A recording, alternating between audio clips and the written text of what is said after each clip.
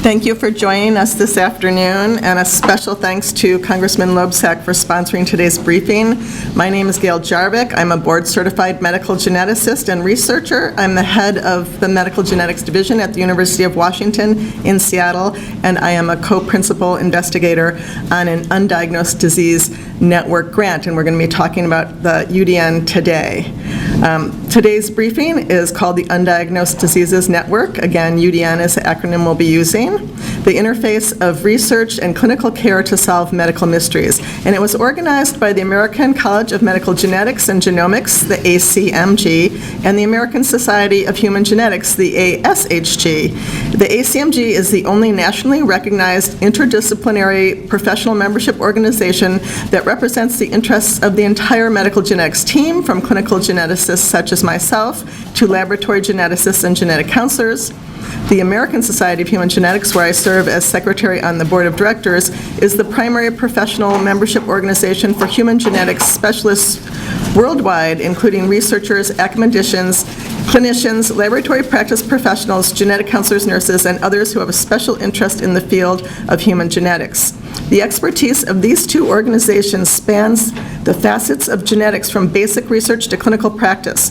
Just as research informs clinical practice, information learned in the clinic informs research. Not only is the UDN an excellent example of this, but a great example of how federal funding for this program can broadly impact clinical care and research beyond just the program scope itself. Today you're going to hear from three extraordinary speakers who will guide you through the ins and out of the Undiagnosed Disease Network program, each with their own unique perspective and story. Our first speaker will be Dr. Bill Gall, a board-certified medical geneticist and senior investigator at the National Human Genome Research Institute and the director of the Undiagnosed Disease Program, which is based at the NIH Clinical Center. Dr. Gall established this undiagnosed program in 2008, and the success of that program is what led to the national program, the Undiagnosed Disease Network. Over the years, his research has focused on the natural history of rare metabolic diseases and discovering new genetic diseases. Our second speaker will be John Phillips, another board-certified specialist in clinical, biochemical, and molecular. He diagnoses and treats children and adults with many different genetic diseases. He is a co-principal investigator of the Vanderbilt Center for Undiagnosed Diseases. Danny Miller will be our last speaker. He established the MEPAN Foundation after his sons were diagnosed with the MEPAN syndrome in 2017, and upon learning that there were no proven treatments that could help those children. He uses his research and communication skills in public relations and marketing to lay the groundwork for an organization that aims to broaden the knowledge and understanding of MEPAN syndrome and find treatments that improve the quality of life for MEPAN patients and others suffering from rare diseases. We're going to have an opportunity to take questions from you at the end of the presentations. Thanks again for being here today. And first up is Dr. Bill Gall. Well, thank you very much. Let me tell you how it all began, the Undiagnosed Disease Program, within the intramural program of the National Institutes of Health. It started in 2008, and our goal was to help patients who didn't have a diagnosis come to a diagnosis, but also to help us to learn new things about biochemistry and physiology, new diseases, and extend our diagnostic armamentarium for new disorders. Okay? And the way this works is that patients will send their medical records to us along with a letter of referral from the physician, and then I, for the adults, and Dr. Cindy Tiff for the kids, will look over these charts, and usually they're about this big, sometimes maybe a lot of them, maybe a few hundred of them are this big, and then some of them are this big. We get their x-rays and their slides, etc., and we decide what specialists at the NIH would be appropriate to look through these records. And then they tell us, is this a good case? Is this something that might be new? Can we learn something? Can we help the patient? And we send them a letter and basically turn down about 70% of them, but the 30% or so that we accept, we see for free at the NIH Clinical Center, which is the largest research hospital in the world. So over the last 10 years, we've seen over 4,000 medical records, and admitted and seen for 5 days at the NIH Clinical Center over 1,300 individuals, made well over 300 diagnoses of really rare disorders, and discovered about 25 now new diseases, and published in the medical literature a lot of those things. With respect to genetics, we do commercial testing, and then we do SNP arrays. I can tell you about that offline. But it helps us to determine where we should look when we do an exome sequence of all the bases that will encode proteins that may be bad or damaged in a patient. We also do extensive phenotyping. In other words, all the things that are medically indicated to eliminate known human diseases. And then we do functional studies on some of the variants in the genes that we find. So I just thought I'd point out some of the names of some of these diagnoses to tell you how rare they are, because the patients come to us having been at major medical institutions in the United States and having been evaluated quite extensively. So you can see 5 in the world, 6 families in the world, 20 families, etc., some new disorders. And here's some other names of diseases. I actually have 10 or more slides just listing these diseases. And what I tell people is, if you know all of these diseases, you really need to get a life, because that's ridiculous. So I'll just mention a couple of personalized cases where we were able to help people. A 52-year-old woman, for a few years, had had expansion of the muscle compartment of her body. And you can see here, this doesn't look completely normal. And she was not using steroids, and she wasn't working out incredibly much. She had an EMG done, which showed that there was a problem with her muscle as opposed to her nerves. And she had had a muscle biopsy.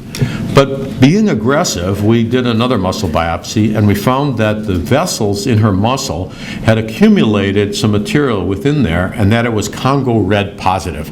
That meant it was amyloid, and one of the major causes of amyloidosis is multiple myeloma. So we did a bone marrow, found that she had 10% plasma cells. That's just too many plasma cells. The plasma cells are the ones that produce the immune globulins. She had a diagnosis of multiple myeloma that we made. And when we were able to subsequently refer her to the Mayo Clinic for her amyloidosis, she underwent a stem cell transplant, and although she still has a large amount of muscle bulk, she is better every day, and she's able to play tennis now. You know, having that much muscle did not help her at all. She was actually weaker, and it was very uncomfortable. It had invaded the atria of her heart, and if it had gone to the ventricles of her heart, she would have died no matter what anybody did within 6 months. Sorry, so here's another example. This fellow was 65 years old, and for the past 7 or 8 years or so, he had had recurrent aseptic meningitis, meaning that he had these terrible headaches, chronic problems where he actually lost some of his hearing, and it was confined to a wheelchair because he couldn't use his motor, the nerves that allow for motor function. And he had had enough of these episodes, probably about 25, that about 7 or 8 times he'd had a spinal tap, so a lumbar puncture. And every time they did that, they found white blood cells there. So signs of inflammation, but no signs of infection. This would be aseptic meningitis, and usually it's a viral infection. This was not a viral infection. Instead, it was a genetic problem with a mutation in the NLRP3 gene, which caused overactivity of an inflammatory process. That inflammatory process is mediated by something called the NLRP inflammasome, which is basically a bunch of proteins, a protein complex put together that stimulates the production of IL-1, or interleukin-1 beta, and interleukin-1 beta is inflammatory. So when this was always on, he had inflammation within his central nervous system. So we gave him something to block IL-1, a drug called anakinra, which incidentally was developed at the NIH, and within 4 hours he literally got out of his wheelchair, started walking and talking normally, and said he no longer had a headache. And he's continue to take anakinra with that benefit. Again, an example of a genetic disorder that was not previously recognized as a genetic disorder, and now we have a contingent of about a dozen individuals who have aseptic meningitis, some due to this particular defect, others due to defects that we haven't yet discovered, but are likely involved with an inflammasome causing always-on inflammation. So this program, which started in the intramural program of the NIH, by about 2012, did not have funding, and so we applied for Common Fund funding, which comes from Congress to the NIH, and the Common Fund supported this in 2 5-year stints. In the first phase, there were 7 clinical sites, the one at the NIH, and then clinical sites at 6 other places, plus a coordinating center, 2 sequencing cores, one for exomes and one for genomes, a metabolomics core, a model organism screening center, and a repository. We had an institutional review board approved protocol, of which I was the principal investigator and the IRB was at the NIH, and there were reliance agreements with all of the other centers. A formal data sharing agreement so that we could share personally identified information within this consortium, and also de-identified information with other scholars and scientists and physicians throughout the world to try to find commonalities among our patients. And here is where some of these centers are. Right. And over the first roughly 4 years of this program, there were that many applications, about 1,200 individuals evaluated at these centers, and many, many diagnoses, and a lot of exomes and genomes done to try to come to a genetic diagnosis. Now in phase 2, it just began last year, there are now 12 sites, the NIH, and 11 extramural sites, which are listed here, and the continued contingent of those core programs and centers. There is a gateway, which is really an online registration form, which has a certain level of consent associated with it, and after that application, the application is triaged to one of those 12 sites based upon geography largely, although individuals can request any site that they want, and then that site looks at the application, decides upon acceptance or not, and acquires a lot more of the medical records for which there's a secondary level of consent. And then finally, this program has been successful enough that people around the world want to emulate it. And so we have established an Undiagnosed Disease Network International. There's a white paper, there's a logo, there are meetings, there have been 7 meetings so far all over the world, and the whole point of this is to share data so that we can serve our undiagnosed patients better, come to new diagnoses and new discoveries of diseases. And so there are now undiagnosed disease programs throughout the world in these different countries, and I would say virtually every one of them is by virtue of the fact that the National Institutes of Health established an undiagnosed disease program that was very beneficial and recognized as beneficial for the diagnosis and sometimes treatment of these unfortunate individuals. Our goal is now, and has always been, to lend a hand to those people who are unfortunate enough not to have a diagnosis. You may not know how difficult it is to go through life, not being able to tell your colleagues, your friends, your family members, your employers, your employees what you have. Just putting a name on that allows there to be a loss of suspicions about whether or not it's real. And it also allows people to be part of a group, a community, to advance the study and the treatment of that disease. So that would be our goal in the Undiagnosed Disease Program, and one that all of the centers are now perpetuating. So thank you very much.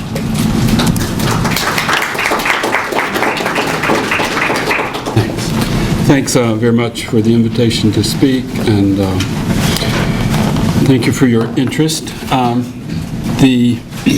Let me begin. I have no conflicts. The goals of the clinical sites mirrors that of the UDN as a whole. So 3 goals: improve the level of diagnosis and care, facilitate research, and create a collaborative and integrated research community. The organization of the UDN, Dr. Gall has just covered, and what I want to do with this time is to show you what happens as a patient family applies to the coordinating center. It's allocated to the different clinical sites, and how we interact with other parts of the UDN to achieve our mission. So let me begin with a patient. And as Dr. Gall said, we collect information. We have a meeting, and occasionally we make a diagnosis by looking at the records. There's something that hasn't been taken note of. Very often we will make recommendations about what are the appropriate tests, consider certain treatments, and we admit about 1/4 of our applicants.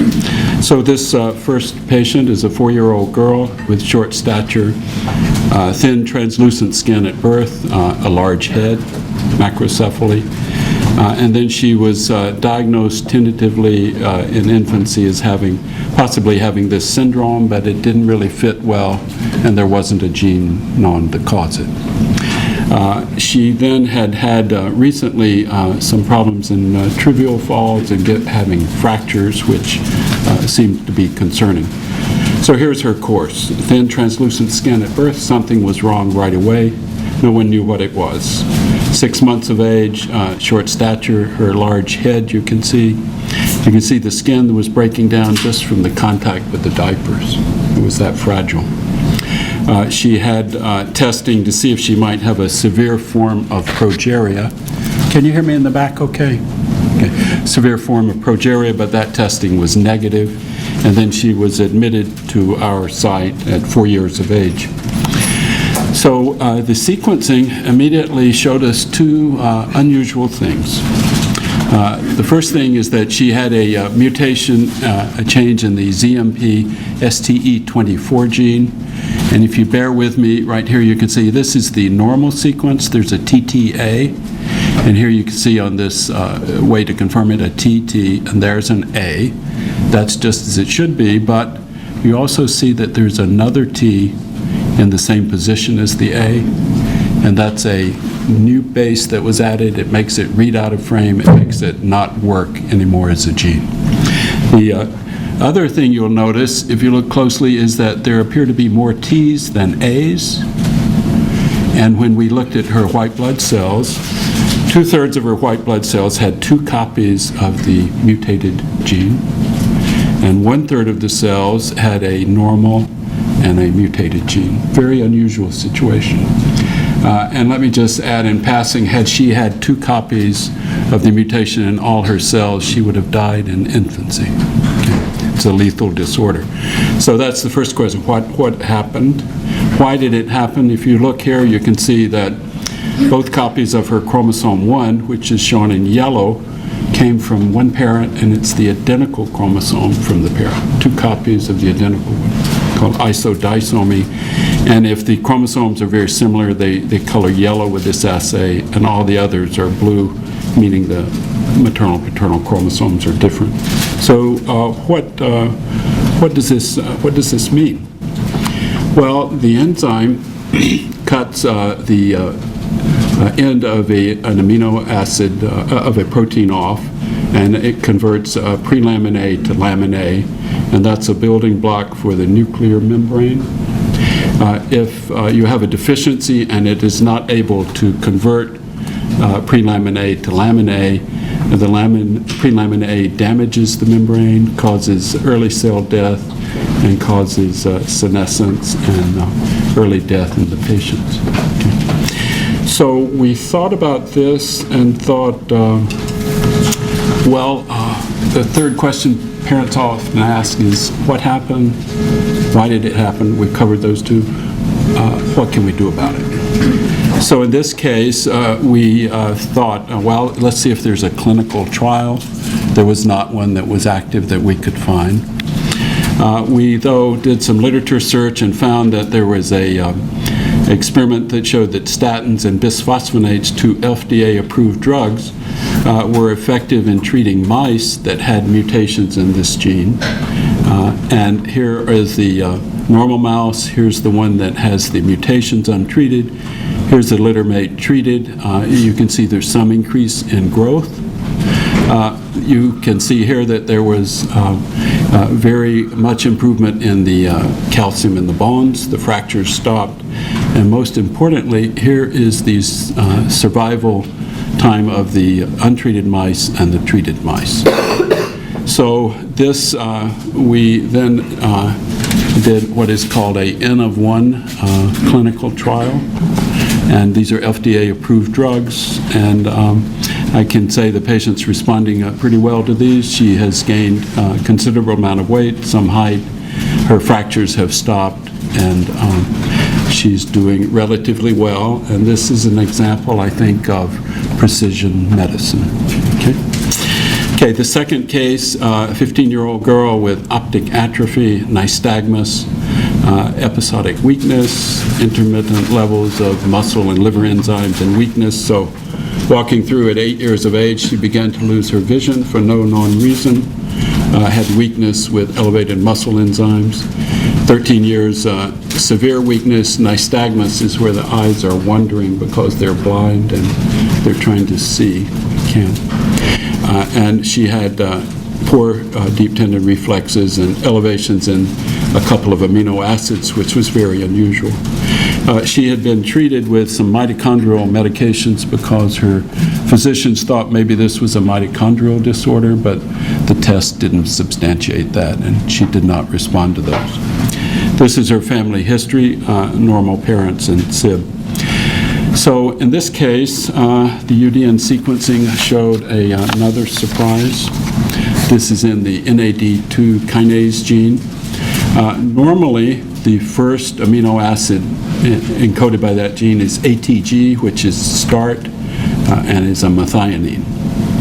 Our patient, interestingly, had no start codon on either copies of the gene.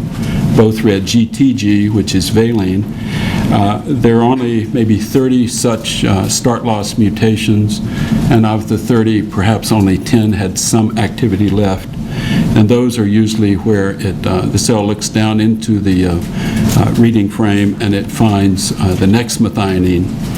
If it did that in her case, it would be a problem because this signals it to get to the right part of the cell to work.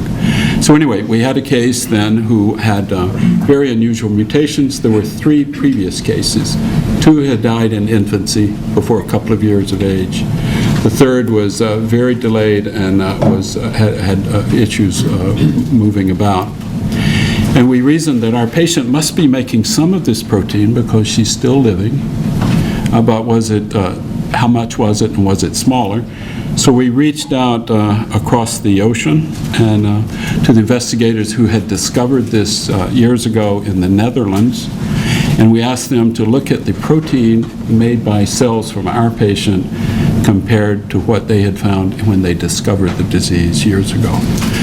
They said, your patient has more protein than ours, but it may be smaller in size. And then they said, a curious thing, your patient's protein, these are controls, normals. Your patient's protein stays in the sort of liquid part of the cell, and there's very little in the mitochondria, which is where the enzyme should work compared to the controls. So when we saw that, we had sort of an idea. We said, well, we think her problem, maybe if we could help her cells, help her make a bit more of this, maybe that would be helpful. So our conception about a therapeutic trial was that she has multiple diseases because this enzyme deficiency prevents the formation of a cofactor that is essential for a number of other enzymes to work. And that cofactor deficiency causes her lysine to be high and causes one of her fatty acids to be high. We have tried nicotinamide and niacin, which are alternative precursors for this enzyme. We've achieved some modest response in that the lysine fell, but now the UDN treatment core reminded us that there is a nutritional supplement called nicotinamide riboside which you can buy at $20 for a month's supply, and that it is not regulated by the FDA, and people take it every day. But it was recommended to us because it has relatively few side effects, and that it is much better absorbed than the things we had tried, and it has the quality of being transported preferentially to the mitochondria where it needs to be. So the father has bought some of this, and we're going to be checking her amino acids before and after it. And I think in a couple of weeks we can tell if this is helping. The deeper thought is that if it helps, we are going to look at her other metabolites and find out what was wrong to cause her blindness and what's causing her muscle problems, and have those enzymes responded. Okay, let me move on and say, how do we share information? It's an undiagnosed disease network, and we share. Information comes to us from the coordinating center. We do sequencing. You see how we work with the metabolomics core to look at the chemicals in the blood. And if need be, the model organism core can make flies and zebrafish that have these diseases, and those can be used to prove the disease as well as try new treatments. We reach outside the UDN, and one way we do that is something called Matchmaker Exchange.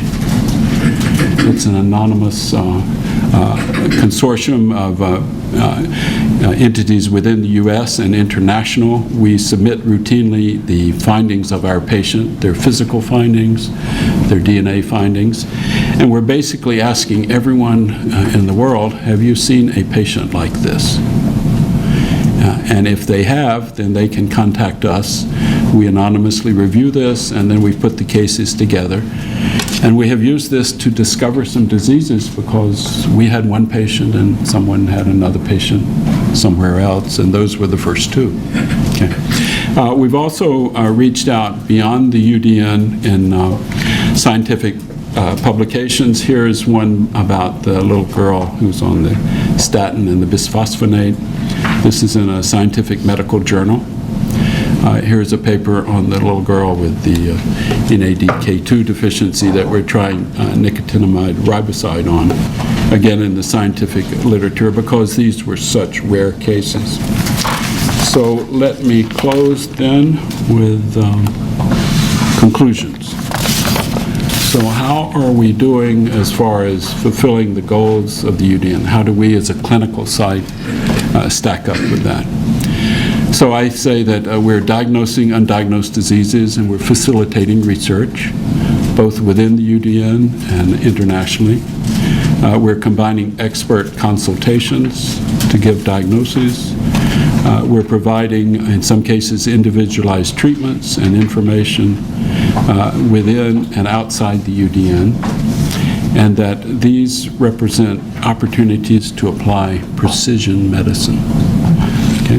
And then my closing slide is to thank you for your attention and your interest in this program. And let me say the three questions that parents usually ask is first, what is wrong? What has happened here? Is it genetic? And they have all these confusing information of different signs and symptoms that hasn't fit together before, and test results that are unusual. So the answer to the first two questions is combined by one Greek word called diagnosis, which is derived from two words meaning to see through confusion and to know or understand what is on the other side. So that's what has happened and why it has happened. The third question that parents ask is what can be done about it? And I'll just close with this quote, which is by Martin Fisher, which is that diagnosis is not the end, but the beginning of practice. Okay, I think... Danny. Thank you.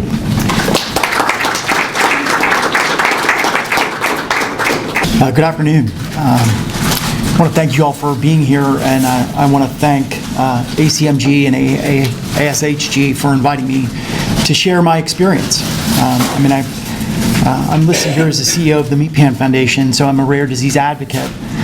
But first and foremost, I'm a parent of a child, 2 children, with a rare disease. And my experience is very similar to the thousands of other families with rare diseases. There's over 7,000 rare diseases, 90 to 95% of which don't have a treatment or cure. And so there are a lot of folks in my situation who've gone through this very same experience.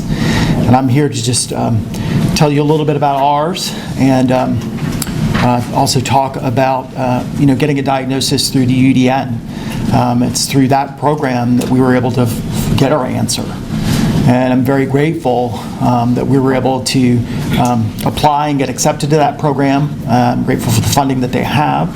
And I'm grateful for the doctors like Dr. Gall and the team science approach that the UDN uses in order to arrive at answers for families like mine.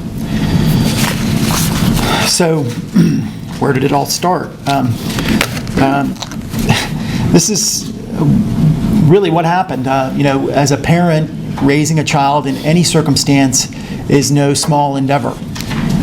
Factor in the fact that you've got a couple of children with developmental delays, things that just aren't working right. You see them not being able to roll over or not be able to sit up or pull themselves to standing like other kids, and you wonder what's wrong. You wonder what's going on. Why aren't they, jumping around like other kids?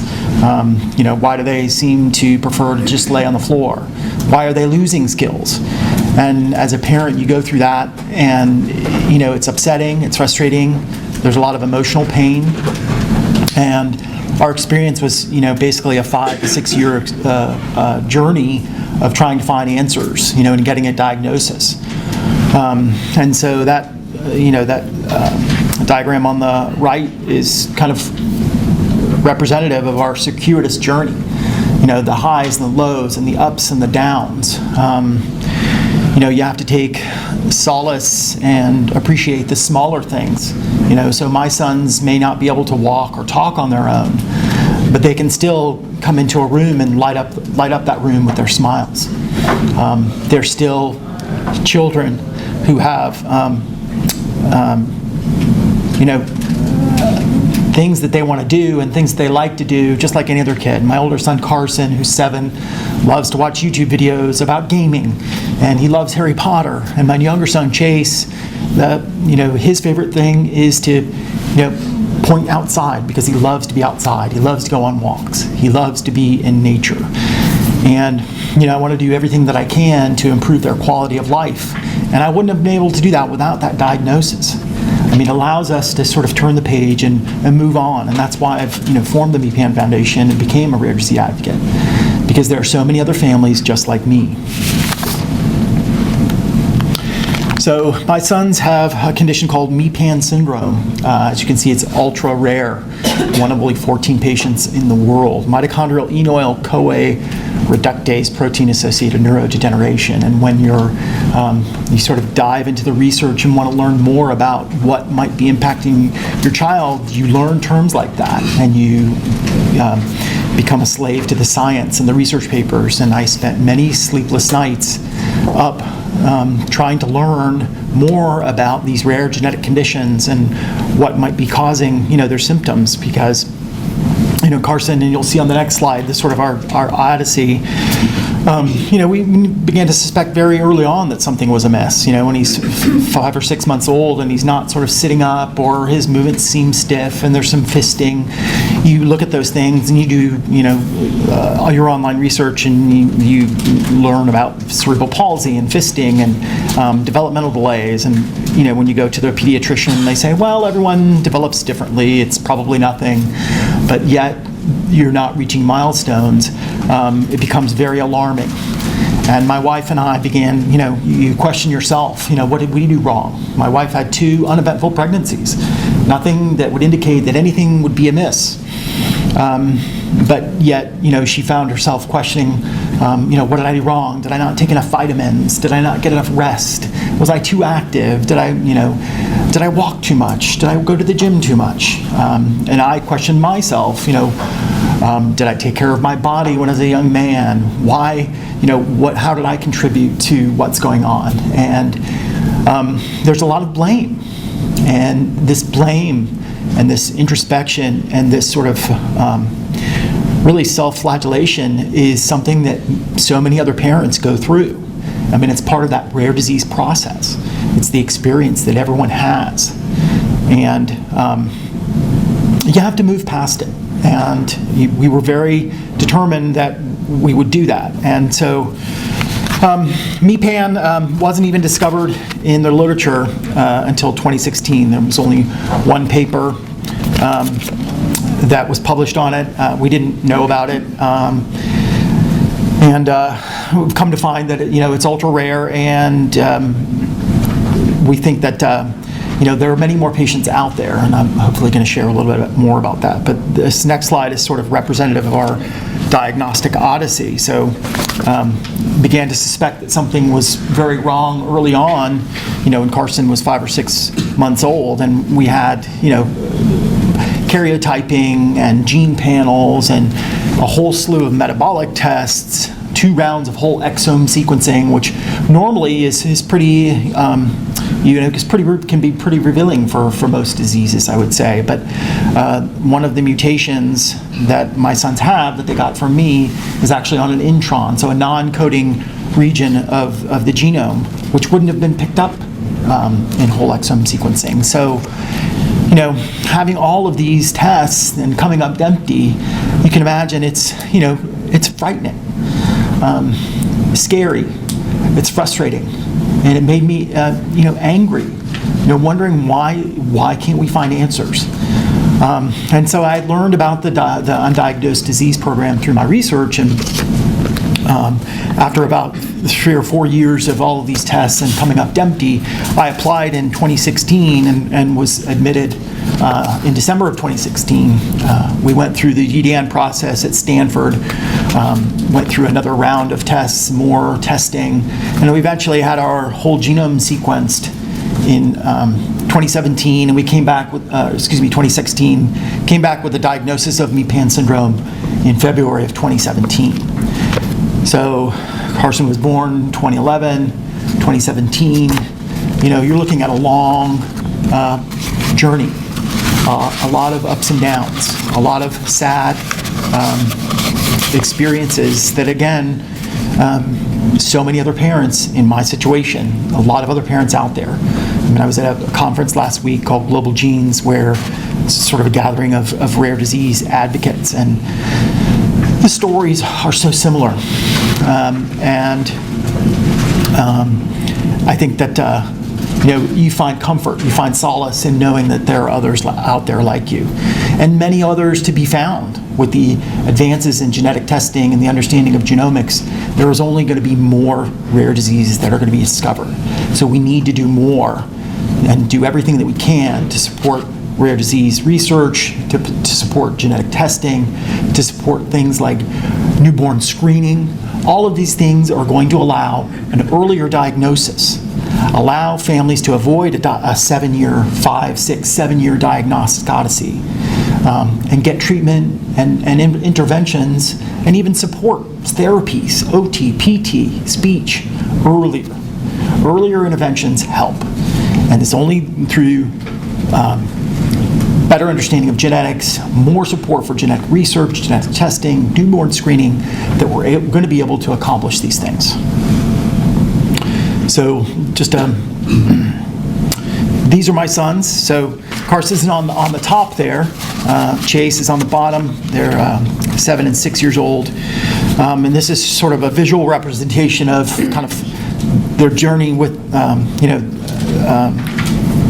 getting a rare diagnosis and their condition, because they were initially diagnosed with CP, cerebral palsy, which is just sort of a general diagnosis of movement disorder, unexplained symptoms. But the reality is CP, there are so many underlying genetic causes that they're just beginning to scratch the surface on. And in the beginning, my sons were sitting up on their own, they were moving around a little bit on their own, but as they got a little bit older, 6, 12, 18 months, they began to lose some of their skills. And so sitting up became harder. Using their hands became harder. So holding a snack cup and being able to take a Cheerio out of it and feed themselves became problematic. pulling themselves up to standing, taking independent steps became problematic. And, we tried a number of different interventions, excuse me, OT, PT, speech, feeding therapy. We tried hippotherapy. We tried a whole range of things to try to help them to improve their skills. And that all helped, but it didn't address the underlying cause, mainly because we didn't know what it was. And so this is sort of the by the numbers. This is all the things that happened during our journey. 5 different MRIs, which is not an insignificant thing for a small child. They have to be sedated. If you have a mitochondrial disease, sedation can cause unwanted side effects. That's a concern. That's a scare. Would being sedated hurt them? 5 different neurologists because we weren't getting the answers that we needed or we thought we deserved. So cycling through different neurologists.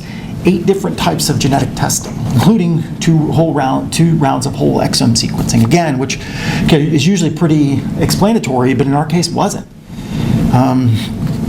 13 different types of therapies and interventions, all of which helped. We've seen a lessening of their symptoms, and I think doing something is better than doing nothing. And so we tried just about everything. Dozens of needle sticks. Most kids only get a needle, when they're getting their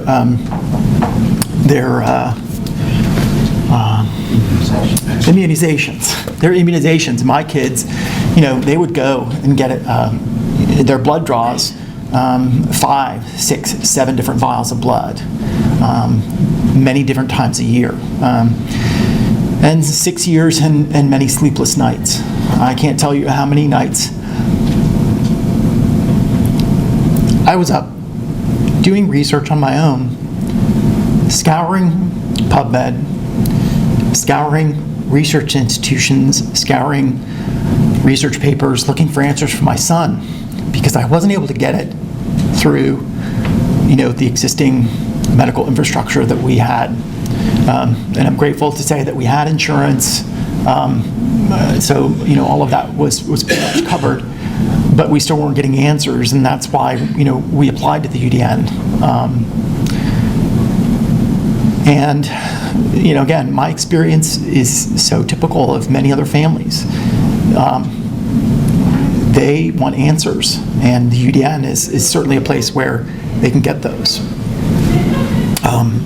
So getting that diagnosis in February 2017 was really transformational for us. We were one of, or I guess 2 of 327 cases that were diagnosed through DEIDN, and we're super grateful for that program. I'm a firm believer in the model that they use, team science, collaborating with other institutions, sharing data, sharing information. We need better data sharing. We need protocols and standardization that allows more data collaboration, more data sharing, because it's only through that sort of collaborative approach that we're going to arrive at answers faster that are going to help rare disease families like mine. So getting that diagnosis, what has it meant? It allowed us to tweak their supplement regimen. They have a underlying mitochondrial condition in their supplements that can, vitamins and cofactors that we give them, and been giving them for a couple of years, that have allowed us to, support their symptoms and just improve some of their symptoms a little bit. And we added one as a result of this diagnosis that really made a difference. Our neurologist said that he's seen an improvement in their function.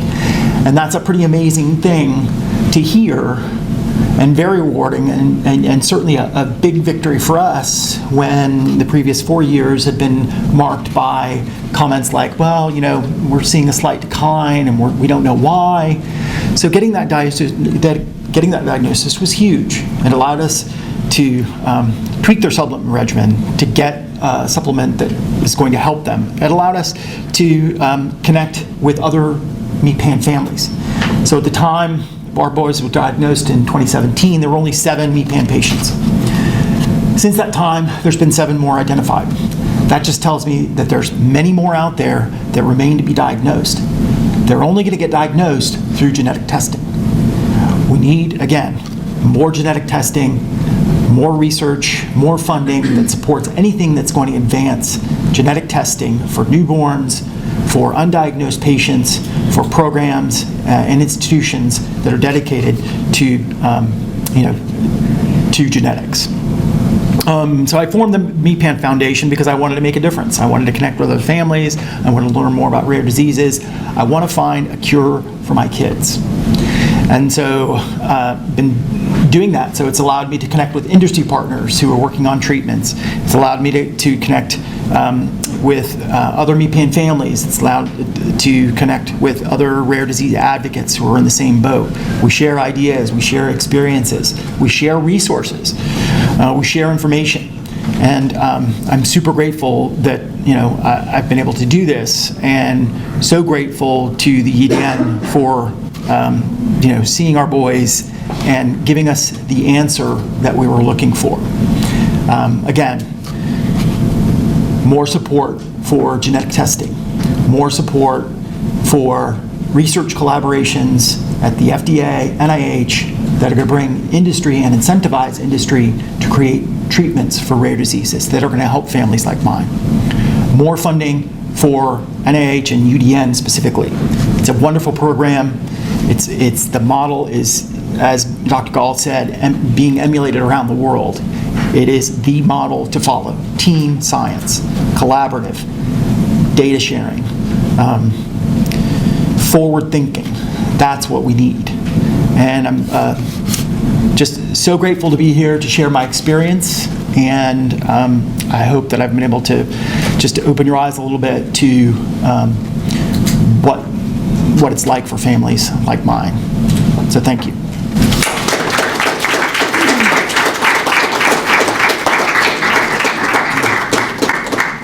I want to thank all the speakers for those very powerful talks.